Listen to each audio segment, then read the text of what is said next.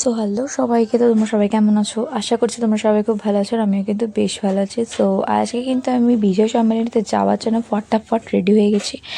আর আমি কিন্তু বাস পেয়েছিলাম, দ্যাটস ওয়াই কিন্তু আমি এরকম সুন্দরভাবে সেজে গুজে নিয়ে সন্ধ্যেবেলাতে যাব। আর আমি তখন বেরিয়েছি প্রায় ওই 7:30 মতো বাজে তখন। আর একটুখানি অস্বস্তি বোধ করছিলাম, কারণ আমি নিজেও জানি না ঠিক ওখানে কাদের সাথে আমার দেখা হবে বা কারা কারা আসছে। যদি আমার চেনা পরিচয় থাকে তো ঠিক আছে, ইটস ওকে। বাকি যদি চেনা না থাকে তো পুরো প্রোগ্রামটা একা একাই থাকতে হবে, সে কারণে বিরক্তও লাগবে। যাই হোক, কি আর করা যাবে। আর এখানে কিন্তু ঢুকে এসেছি, আর পেছনে যে দিকটা দেখতে পাচ্ছ ওইখানে তো আমি ভাবছিলাম যে একটুখানি ফটো তুলবো বা সেলফি তুলবো।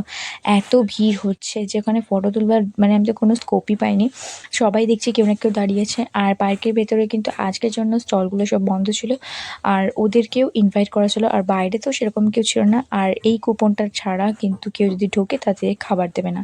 তো সেই কারণে এবার কিন্তু এখানে ফার্স্টে দেখতে পাচ্ছ ওই যে ফুড নাম্বার 3 ছিল ওটা।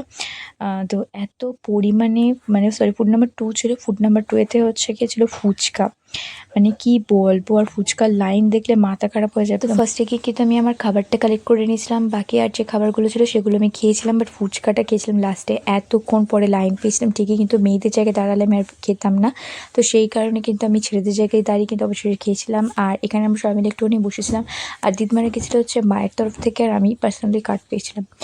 তো এখানে একটুখানি খাওয়া দাওয়ার পর একটু প্রোগ্রাম দেখে নিচ্ছিলাম। তো চলো তাহলে তোমরা একটুখানি প্রোগ্রামটা দেখে নিও।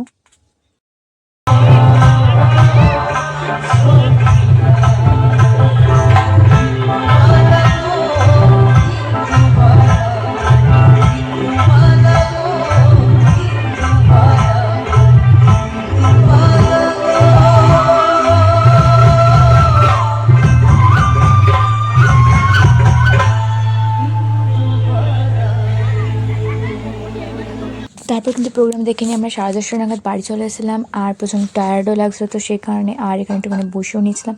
আর চলো তোমাদের সাথে তো একটা দারুণ জিনিস দেখাবো, সেটা আমি মানে দেখাতেই ভুলে গেছিলাম। এই এতদিন পরে কী আর বলবো, সেই মনে হচ্ছে আমরা সবাই মিলে বাধাঘাটে রঙ্গোলি করেছিলাম, রঙ্গোলি না মানে আলপনা দিয়েছিলাম। তো সেইটারই কিন্তু শিশিগুলো আমি বলেছিলাম ঝিনি দিদিকে যে দিয়ে যেতে আমার লাগবে। আর সেটা আমি কি বানাতে চলেছি সেটা তোমাদের সাথে অবশ্যই কালী পুজোর ভিডিওতে দিয়ে দেবো, তোমরা দেখবে।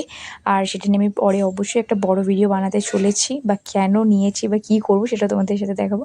সো যাই হোক, তো এই ছিল আজকে ভিডিওটা। কেমন লাগলো তোমরা জানিও। So bye bye.